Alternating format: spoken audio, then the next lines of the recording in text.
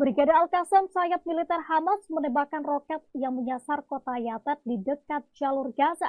Sirine peringatan pun kembali menggema di Israel.